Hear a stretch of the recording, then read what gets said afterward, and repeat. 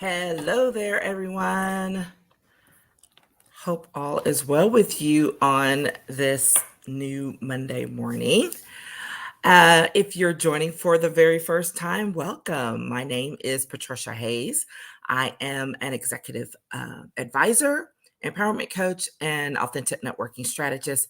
All those words mean that I love working with people who are looking to up level in their lives and their careers, especially when they're looking for a new level of empowerment along with those career moves and making sure that they leverage the professional relationships that they have purposefully and intentionally, but also in a very authentic manner. So glad to be here again. We are plugging right along with our series for this month, which is we're talking about harvest time. We're not the harvest time challenge, although related to it. Harvest time challenge is one of my favorite challenges that we do at least once a year, and that we were working on this time this year. So look for more information if you missed it, so that we can see if we can get you in on the next round. Okay. But the whole point of harvest time and why I love this time of year is because generally most people, especially professionals or people, your business owner, whatever, you use this time of year to kind of do some reflection. At least you ought to, right? It's the most one of the most important exercises that you can engage in if you are looking to achieve whatever your set of goals are. And so you got to take some time, sit back, review what you've done, look at where you're headed, and figure out how that all comes together. And so that's how that whole harvest time thing came about for me, because you plant seeds all throughout the year, and then there comes a time where you need to harvest, and if you don't, then you kind of miss out on some great opportunities, right? So that's where this has come from. And we've been talking about the planting of the seeds before. We talked about what was it last week? I just went blank. We also talked about oh yeah, we talked about your planting. That was what last week was. I'm ahead by a week. So we started with that. And so this week we're talking about following up and the importance of it. Let me make sure I got the right thing, because I think I jumped ahead of myself, but it's okay because you're going to get it all anyways. Yeah. Okay. So we'll talk about that next time. So we also have to talk about watering and what that looks like. And then, but we're prepared to talk about following up right now and how it's so important, because, lacking and not doing the follow up is where so many people fall down on the job when it comes to building out your not just your network or your professional relationships, but your career journey, your business journey, whatever those things are. Because the truth of the matter is, timing really is everything. And there comes a time when, something that's presented to you, it's gone, right? It's gone. It's not going to come back around. I hate to be so dramatic to say it's a once in a lifetime opportunity, but it is definitely sometimes a once, in that season, and maybe it'll come back up again later, or maybe you can go salvage it, but there's no guarantee of that, right? So it's real important to make sure that you engage in following up with your network, with your people, just taking a look back and seeing who you need to reconnect with. Now, that said, I titled this following up, and follow up prevents career spoilage, or, prevents for spoilage. And I'm like, what do I mean? Well, let's go ahead and take that analogy all the way out, right? Have you been somewhere where you're looking at, a fruit tree? That's a lot of times where we see it, a fruit tree, or if you're in someone's garden or something like that. And it's just so ready, everything's so ripe and ready that the branches are literally touching the ground, and you've got fruit hanging from the trees, or vegetables hanging from a vine, and they're touching the ground, and they're literally starting to rot on the vine or on the limbs or whatever, because it's just so much, right? We used to have a pear tree in one of our old houses. I love that thing. It was just really cool to just watch it go through the seasons and to watch on it do that. And there would be years, there was a year where it was like, didn't seem like it was producing very much. Then there were other years where like we literally could not pick them up fast enough because it was really about not even because we just wanting to trying to consume the pears ourselves so much. We shared a lot. We shared out a lot. That's a good thing, right? We shared out a lot. But literally, I didn't want rotten fruit on my ground, right? And that spoilage laying there. The same thing goes for your business ventures, your career opportunities, all of those things is when you don't follow up, you are allowing opportunities, people, all of these things to literally spoil because they've presented themselves to you already. Like these are not things that are budding, right? These are not things you're trying to nurture, whatever. Like these things have already happened. So when these things have already happened, some action has occurred already. That means that it's then time for you to take action, to take a next step. Now, excuse me, I know that it's not, everybody does not get on that follow up train and networking. I hear it all the time. I literally just did a session last week with some young people in a class who were like, I don't know about this networking thing. But here's the thing. Whether you are go-getters and out there and, really trying to connect with any and everybody, which is not how I recommend doing it, or if you are, slow and steady, it doesn't matter. If you don't follow up on those opportunities either way, you are missing out on so much and you are literally letting things spoil. So, what does spoilage look like? Let's be more specific, right? So what does it mean if you're not following up and it's like creating this spoilage and like just rotten opportunities lying around? Promising to follow up and not doing it. This is the most common thing. And hey, we've all done it at some point in time, right? We may have good intentions. That's the next one. But what about, when you promise, you're like, oh yeah, let's follow up. And literally like, that's it. It goes out of your head. Okay.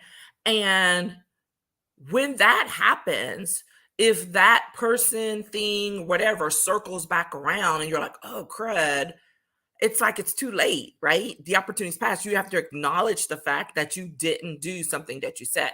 Now, we'll talk about what trust looks like going through this entire thing because following up is there's a layer of trust built into it where someone's saying they're going to do something or that you're laying out there that you're going to do something you don't, right? So when people don't, it's not about this big, huge, like, oh gosh, she can't be trusted. She didn't get back to me when she said she would. But it's the pattern that gets laid, right? Because we all know people talk to each other and, missing something here or there is one thing. But like when it is a regular pattern of behavior that people then start sharing and talking about, then it becomes an expectation. And then it's kind of like, yeah, well, she's not going to follow up on it anyway. So let's move along. Let's go talk to someone who's actually going to do what they say they're going to do.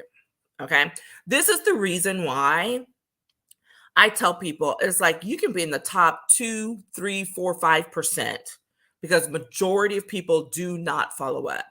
If you follow up, you are in the top percentages of your profession, of your business. I can guarantee you it, right? Because a lot of the times, most of the times, people don't do the circle back around. Okay. And if you do it, you are already ahead of the game. Okay. So that's what one version of spoilage looks like when you promise to follow up and you just don't do it. The second one is waiting too long to follow up on a unique opportunity. So I hinted at that a second ago. Man, this is one of the ones that really hurts, right? I've had this happen to me. I'm honest. You guys know, I'll just tell you, I've had this happen a time or two where like I just got caught up in something, I got sick, something happened. I don't know, who knows? But there was a unique opportunity. I didn't get to take advantage of it when it happened. And I'm just sick about it, right? But when you wait too long, right? That one day too long, that 1 hour too long from following up on something, and you know in your gut that you messed up, right? So that's another common spoilage scenario. And that's one that you feel pretty soon and pretty quickly, and you know it. The last one is, or that I've just identified here, there's tons, I'm sure, but the calls and emails aren't returned after too many empty promises. So this is the follow-up. This is the continuing on of not following up to begin with, or saying you are and then not doing it, right? Because now you've got these things that are laying out there. You've got these communications that are laid out there, and you're not getting returned. Right? So now it's not even the external opportunity that's being spoiled. It's your efforts. Think about that. It's your efforts that are being spoiled now because of your previous non-efforts. Whoa. Okay. Think about that impact. Your efforts can define, or can be defined by your previous non-efforts.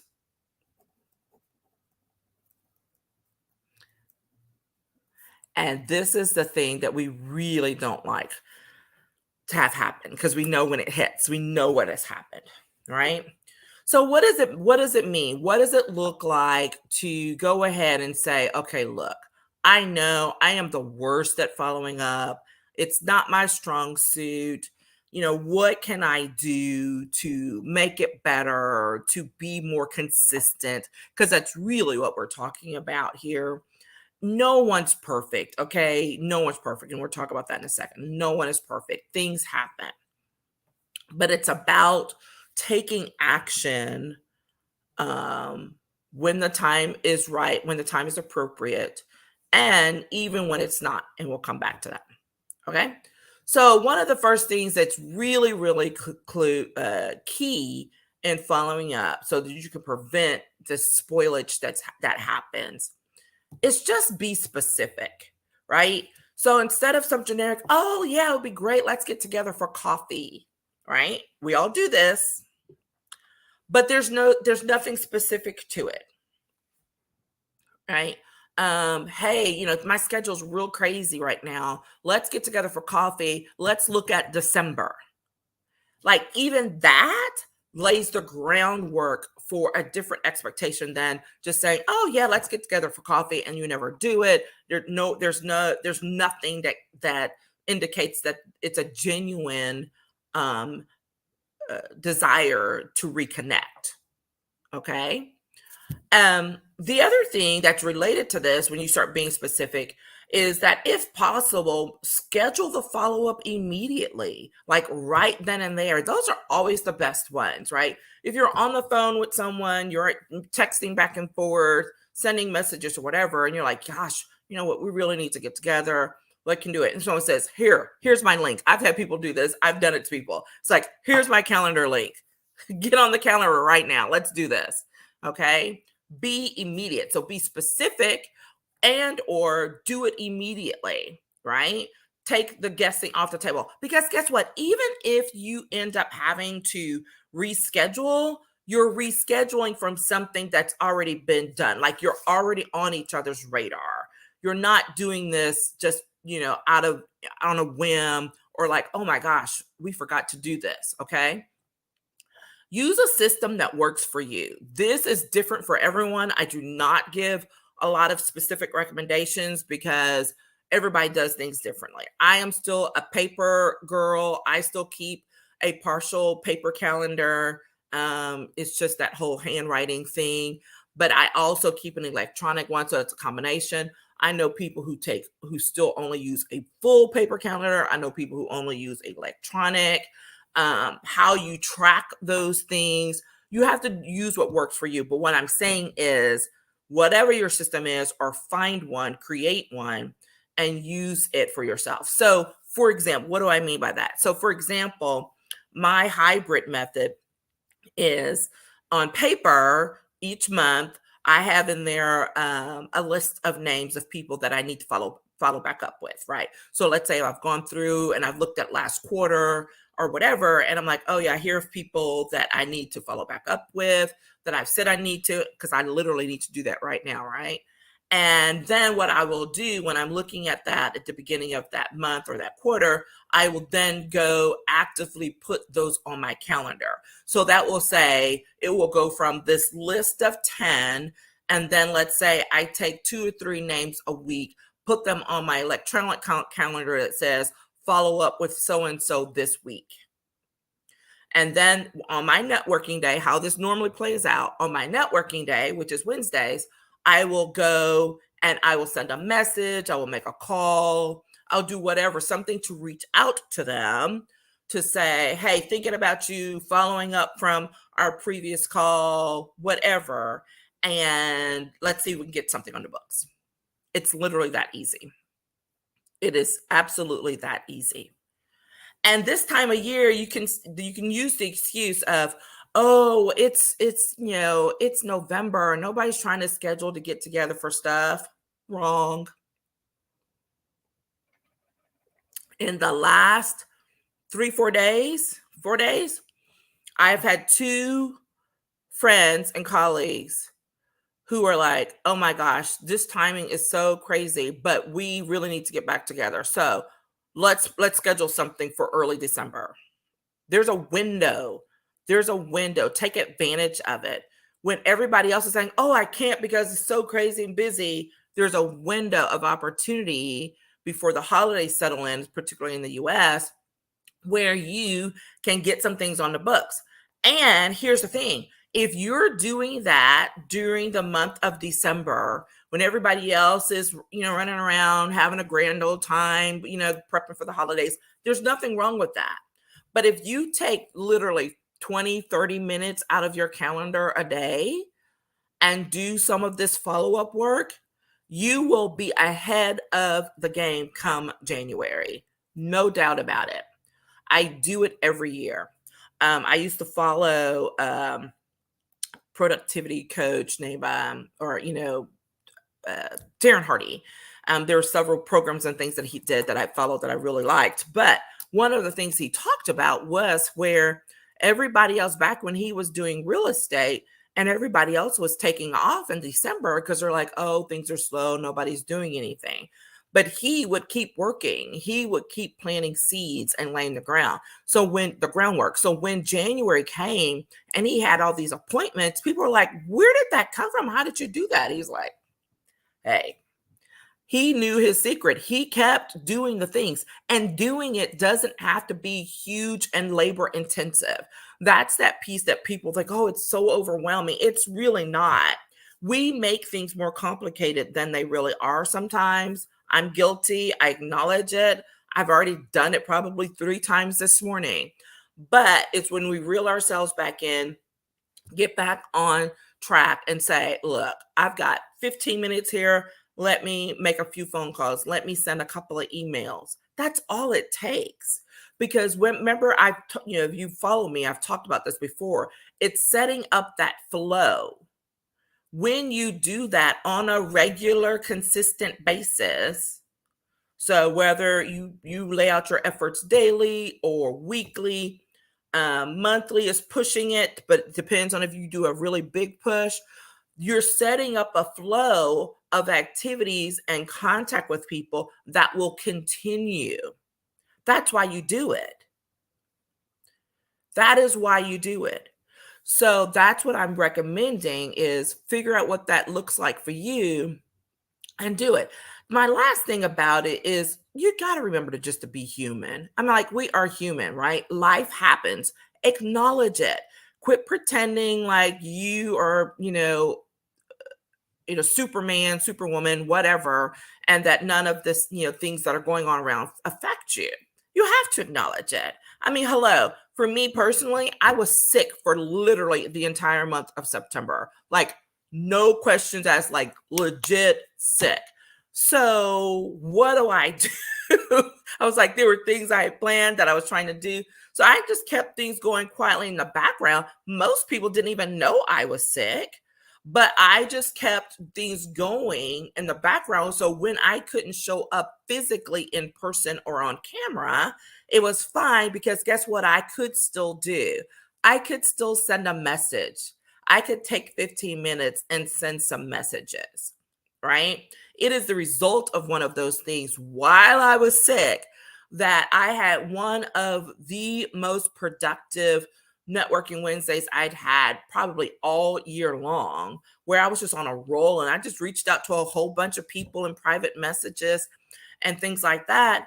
And I think I must have reached out to like 60 people that day. It was crazy. I didn't even intend to it. I was just on a roll.